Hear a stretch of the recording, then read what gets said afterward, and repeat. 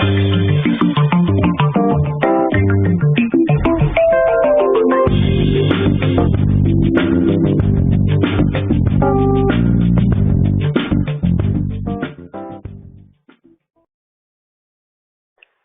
this is International Master David Pruess with the third video in a row about applying principles in the King's Gambit. It's kind of a sneak preview companion piece to my upcoming Chess.com University course about the King's Gambit. I hope you saw the first two videos, but if you didn't, you can still understand this video. You don't need them. So just go ahead and enjoy this if you can. So here we are in the King's Gambit. Black takes, white plays knight f3, and black plays bishop to e7. Now, you have to understand the point of this move. The point of this move is to play bishop h4 check before white's able to castle and prevent him from castling. Now, how should white respond to this? Well, usually white plays the move bishop to c4, so that after white gets checked, their king doesn't block that bishop in. Okay, a very, very understandable desire. But if you're looking for a less common idea, then here's another move that you can try. You could try the move d4, allowing your king to be pushed into the center. So what we're going to talk about today is what we think of positions with the white king strangely placed in the center, how to kind of think about those positions and what kind of principles you can apply as you play them, right? So here's an intro for where that idea comes from. Here is a gambit of Steinnitz's, right, which was to just emphasize the central point of the King's Gambit, right? He's not trying to emphasize development and the F-file, right, with quick castling. Instead, he's trying to point out that the point of the King's Gambit is to get to center, even at the cost of a horrendous placement for his own king. And that's where this idea sort of comes from. Now, that's not a very great line for white, but in this position here, white has a reason to think that it might be more profitable now to play d4 than in the other version. And the reason is that the bishop on h4 is going to be awkward, and we know that as white. So let's say I play d4, you check, I play here. Let's look at the position of this bishop on h4. It's in the way of black's development, because black would love to develop the knight to f6 and castle, but if they do, they hang the bishop. So by going into this position with the king on e2, white is creating a mutually awkward situation, right? Their king is bad and blocking in their bishop too, but black's bishop is also bad, right? And limiting their own development possibilities. And white's hoping to sort of recoup and cover up their center with bishop f4 and knight c3 quickly. And then actually the principle, I would say, is that white's actually fine if they have time to do all that. So let's say black just had to bring the bishop back, and you took on f4, and they played knight f6, and we had the time to defend the pawn on e4.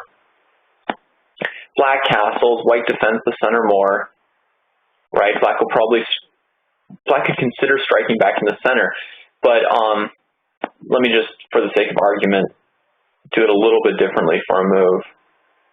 And, you know, maybe like white does something like this. So in this case, white has probably successfully defended their center by completing their development, and soon the king will start running out of the way, and white will have a fine game. Okay? So that's just as a reference point, right? You have to have reference points.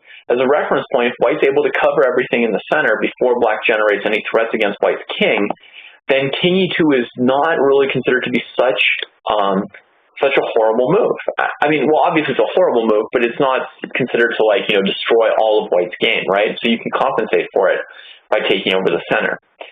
So what should black do in this position after king to e2? They could play d5, countering in the center. They could play, well, we've already ruled out knight to f6, hanging the bishop, right? Or they could try and play some move like g5. going for g4 and more annoyance against white's king. So what do you think black should do? Or as I suggested earlier, they could retreat the bishop and then keep developing. I played some limp moves for black in that variation, so that wasn't necessarily something that should give you a sense of how good or bad bishop e7 is. So what do you think black should do here? Black did something entirely off of the list of things I gave you, so don't get mad at me like I promised that my list was complete or conclusive. You're definitely encouraged to think creatively here for black and to consider any move that you think is interesting. Okay. So here's a move which is not any good, g5. That's no good because white will just trade that bishop, right? Forcing black to shatter their own pawn structure. And then before black can do anything useful, white takes back their pawn, developing their bishop, and you see white will be able to play knight c3 and queen d3, right? Probably very easily and safely, and get a game here, right? I guess the one variation that you would want to calculate is d5, with the idea that your pawn on e4 is hanging, and if you take or if you push, black has bishop g4, with some degree of pain for white. But the answer to that, I think, is queen to d3, and then white would be okay, right? To get out of the way of bishop g4 check, and they defend the pawn on e4. And now if black tries any tactics, white will just keep that file closed. And the position should be perfectly good for white.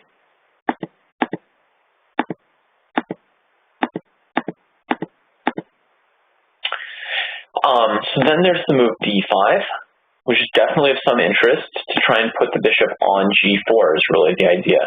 So for example, takes, I would say bishop g4. I would not say queen takes d5 because of knight takes h4, right? So let's say bishop to g4, and bishop takes f4. Black can now play queen takes d5, for example. I mean, there's a variety of things black can do at this point. They could also play just knight f6, developing. And this looks like a very good option for black because they've got lots of pretty quick development, and the center's a little bit open, right? So even though what's going to happen is white's gaining material, right? They already recaptured the pawn that they hung on f4. That they sacked on f4. They took the pawn on d5 from black, right? They could get greedy and start going ahead material, or they could just play simpler moves, and black will probably be sacrificing material at some point here. But black's going to get really good attacking chances. So this is interesting, and this is probably a good example of the way to play for black. So your instincts and principles should also be telling you that a move like d5 is the right style of move, right? Because what's the answer to white's strategy of putting their king in the center? The answer is not simply to try and develop quickly. The answer is also that you need to strike back in the center and not let white consolidate the center. And you do have this awkward bishop, so you don't even have such a smooth way to just develop easily. So what you have to do is kind of throw a little bit of caution to the wind and play more aggressively, try and open some lines and create some good counter chances against white's king. Don't let things become calm. Now, that would be a good move for black, but in the game, black plays b6. Now, this might be a bit of a surprise to you. A sort of strange possible development of the bishop opens up, of bishop a6. But this move is not entirely without basis. Here's the opening that it actually comes from. It comes from a Vienna. Knight c3, knight c6, f4, ef4, d4. This is a version of a Steinitz gambit, right? And now here, black could play d5, sacking a pawn and trying to develop the bishop. Okay, that's very good play. And, you should have the instinct to always be looking at that d5 move, just as it was the best move in the game we are looking at. But another possible variation is b6. And in that case, the way white plays is knight to b5, threatening knight c7. He manually blocks this bishop, and then he plays a4 to support the knight and keep the bishop blocked. Because that bishop check would be so disruptive to his king position, right? So that's what white has to go through to block it. And in that variation, that's a perfectly acceptable line for black to play. But in our game, it's less good. So here, b6 is not as good as in that Vienna.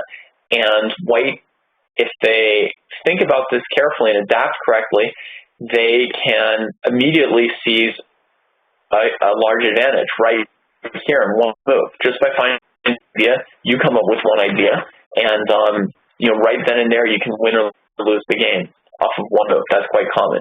So what do you do here? You should pause your videos, probably think about it, because I'm going to tell you. The answer is, in some sense, maybe like straightforward or something. White just takes that pawn and creates a square on e3 for his king. And taking that pawn develops his bishop, gives his king a square. This is very, very important stuff, right? Because, let me go back a move. What you don't want as white is you don't really want like your king coming to d2 and blocking this bishop in, and blocking in this bishop, right? That's what you hate, right, is when your king gets into the way of your pieces and it's just awkward and you can't get them out anymore, right? Black's just going to play knight f6 and let you bring out his knight for him. Actually, maybe he's hanging this piece again. But anyway, you don't want that. You need a space for your king, and so what white does is they just take this pawn and they get a space for their king. And the difference between that and the Steinitz gambit variation from the Vienna that I showed you a moment ago, hang on, I know black should play queen h4 check here. I'm just trying to transpose faster. In this position, white didn't have the move bishop takes f4. So bishop a6 was a much bigger threat. They had no convenient extra square for the king available, and they couldn't take the pawn on f4. Right? So like knight f3, there's bishop a6 check, king f2, queen check. And this is not good for white.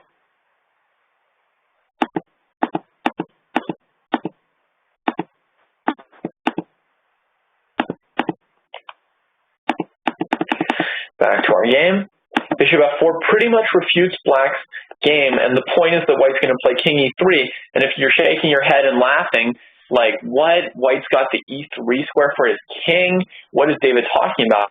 I'm perfectly serious. I'm often joking, right? I often tell you, like, someone's going to play some move, and I'm like, just kidding. But in this case, I'm serious, or at least you'll find out by the end of the video whether or not I was serious about bringing the king up. So black pursues their plan, and white pursues what I said they were going to do. And they defend these two center pawns solidly with the king. And if you look at it, it seems hard to imagine how black's going to get a foothold in the center, right? They still have the problem that they can't yet bring out the knight because of the bishop sacrifice. And, by now, if they play d5, white can just avoid opening the game and gain more space and take away f6 from their knight. White could also perhaps get so bold as to just develop the knight and bring the knight into the center. Though it might be more advisable to play e5 and keep the game closed. But d5 is probably still the most interesting move black can play, and I would guess completely insufficient. In the game, black traded, and you can see that just brought out white's rook, which is really good for white. If black retreats the bishop in order to play knight f6, by the way, white could see reason and just start running away with the king at this point, right? Because the bishop on h4 is the piece that was cutting our king off before. And now castles, king g1, I'm sure you can see that this is a simple advantage for white, right? With this central position of his pawns and more space. Better squares for his pieces. So black played knight to c6, right? So he's getting a tempo of development, right? Maybe preparing for d5 on the next move. There are a number of things you could do for white at this point. I mean, just the very simplest move, knight c3, is very safe. But I like the move that white actually played here, trying to just crush black and really like demonstrating that white thinks they have a big advantage at this point. In general, when someone plays like their knights to c6 or f6 and you can chase it and it doesn't have a great square to go, I like to see that. I like to chase it. So white plays d5, kicking that knight because it can't go to either of the two central squares. And it can't go to e7 either because knight takes bishop. So the knight really has to go to a wretched square, and that's why I think d5 is the strongest move for white. So the black knight went over to a5. So now this is his only, well, I guess it could come back to b7, right? But this is c4 is his best square. And what does white do? He uses that space, right? Use your space, otherwise why do you have it? So the pawn on d5 gives white the space for queen to d4. The queen shuts off the knight and attacks g7. And this is really, really critical for black. I mean, basically, they need to block the queen's attack on g7, and then white's probably, I mean, I'm sure planning to just play e5, kicking that bishop as well. Bishop comes back. B4 to stop bishop c5. Right? Knight b7. Actually, white might even play this move d6. I'm not sure. I hadn't thought of that before. I just thought they were going to play b4 and develop. Sorry. I thought white would just kick the knight and then develop, right? And black's kind of squished behind these pawns. But actually, it's often great to put the pawn on d6. So white could also consider something like this.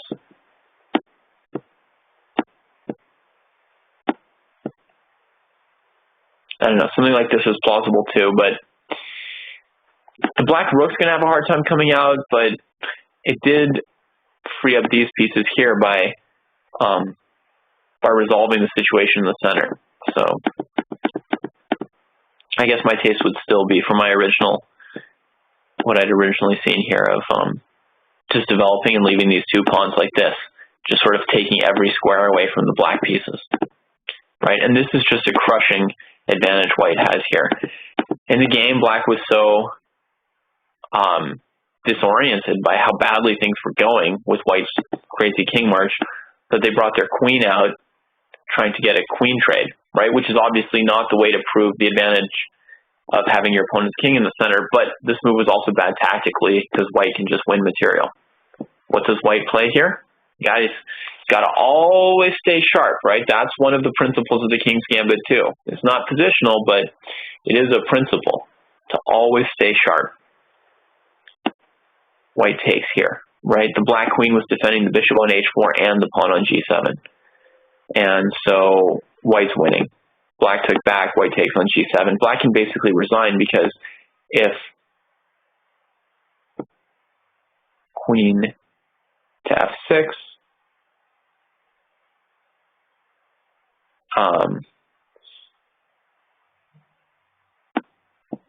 just a moment. Bishop e5, there's knight c4.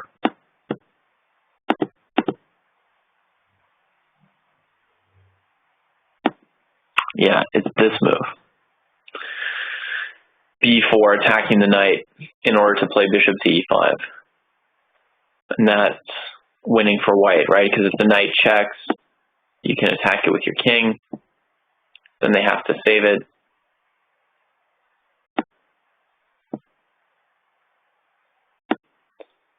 And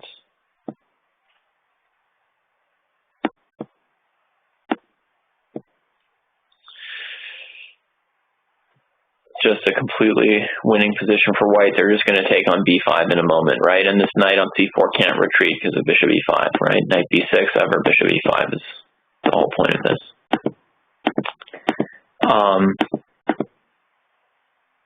And same with knight back to b7, right? This move. So, yeah, so black checked, a desperation check. The white king comes all the way up to d4, and black resigns. Right? Hilarious. There's only 13 moves, and white's managed to bring their king up to d4 and also win the game already. So, hopefully, you learned something there about how to apply some principles, right? Notice that we need to have some kind of comparison positions, right? In order to play this move king e2, we have to know of some idea. And in order to find the right solution after b6, you have to understand what the point of these, like, king e2 type positions is, right? And I think this is definitely a line that you could, investigate or have fun trying out and playing. All right, so keep in mind the awkwardness of the bishop, the importance for black to strike back at the center and not to leave it, pawn side by side for too long, right? So always, whether you're white or black, always look at the move d5 on every move, basically, right? That's largely what I mean by using principle, right? Like, which moves are almost always the right kind of moves, so look at them. And the principle here is that black wants to disrupt the center. And if you, as white, can get these squares well defended, and I mean not just defended once, but overprotect them, right? Like if black plays d6, defend e4 some more. Why not, right? He brings back his bishop, defend e4 some more.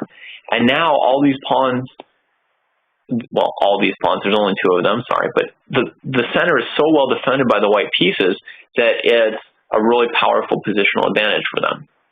All right, that's it. Hope you enjoyed it. Hope you guys play the King's Gambit every now and then, and I'll see you around. Bye.